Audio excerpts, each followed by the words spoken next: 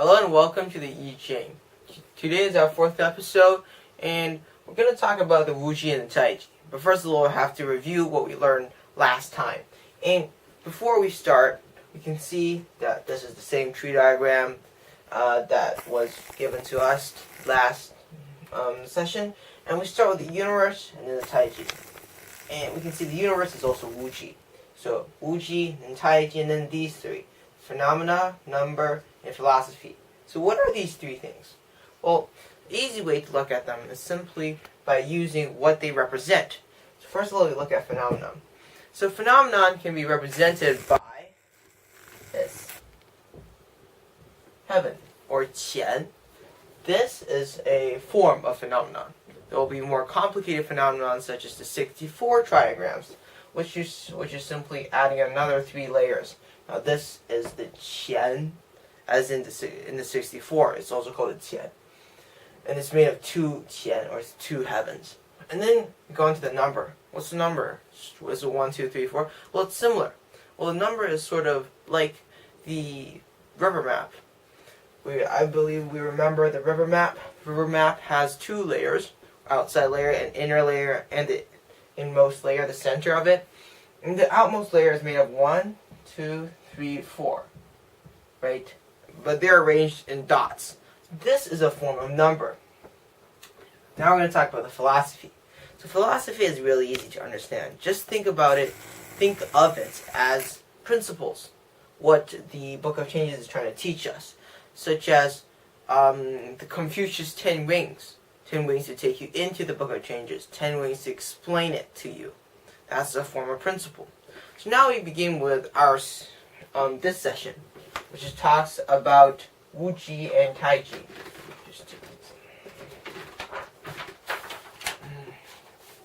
And so we start with the Wuji. Now normally Wuji is represented by one simple symbol: an empty circle. That's what Wuji is.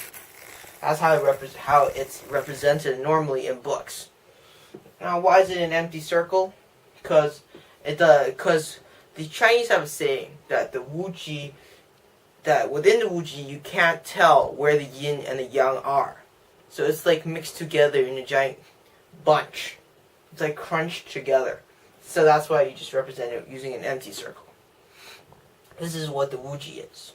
The Wuji is the universe, like the almighty power, sort of. So now we go on to the Taiji.